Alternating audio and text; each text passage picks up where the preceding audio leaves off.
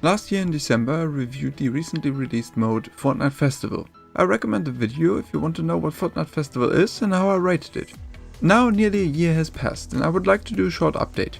6 seasons featuring musicians have been released during this time. It started in December 2023 with the first season called Opening Night, which featured a festival pass, the Fortnite Festival version of a battle pass, about the artist The Weeknd. The season lasted till February 2024 and was followed up by a season about Lady Gaga called Unlock Your Talent. That season lasted till April and was followed up by season 3, which featured Billie Eilish. Festival also dropped the subtitles for the seasons from season 3 onwards. June 2024 brought season 4, the Metallica season. Fortnite also added a third festival game mode during this season with Battle Stage. In August 2024, the 5th season released, which featured Karol G and lasted until November 2024. It was replaced by season 6, which highlighted Snoop Dogg and started parallel to the Chapter 2 remix season. As I just mentioned, Festival now has 3 different game modes. Last year Festival released with its main game mode Main Stage, in which you play a rhythm-based minigame where you have to hit the right buttons in time to perform the music notes. You can play with up to 3 other players. Jam Stage on the other hand is more of a relaxing game mode, where you can freely walk around in a big concert area and play your instruments by emoting. Battle Stage released during the Metallica season and is a battle royale version of the Main Stage mode. The maximum amount of players has been increased from 4 to 16 and each player competes only for himself. There is no duo or squad option in the Battle Stage mode.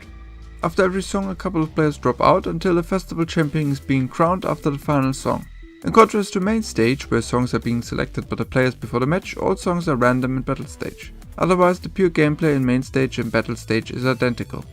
Let's now take a quick look at the player numbers for the different festival modes.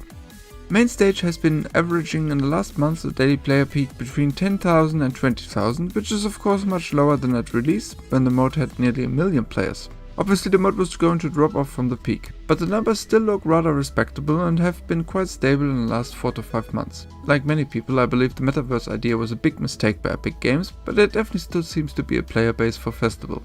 Lego Fortnite, for example, still has a daily player peak of 30 to 50,000 players, which is a lot more, but Main Stage still looks better in comparison to the 5 to 8,000 of Rocket Racing. The same, however, cannot be said about Battle Stage and Jam Stage.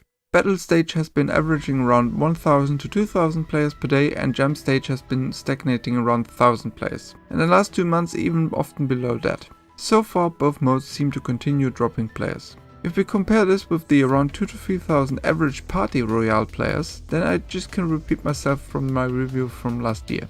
I don't see the point of having both Jam Stage and Party Royale in the game, which are very similar, while a game mode like Fortnite Imposters has been removed from the game. In my opinion, they should just merge both modes, or port the musical emotes to Party Royale and remove Jam Stage. Battle Stage at least differentiates itself a little bit, but Festival doesn't seem to need 3 different game modes. Of course, if we compare the player numbers to the Battle Royale game modes, Zero Battle Royale or even Fortnite Reload, then all the creative maps and the metaverse game modes look really insignificant. In my opinion, it is pretty obvious that Epic has been taking away resources from Battle Royale since Chapter 4, and doesn't seem to really pay off.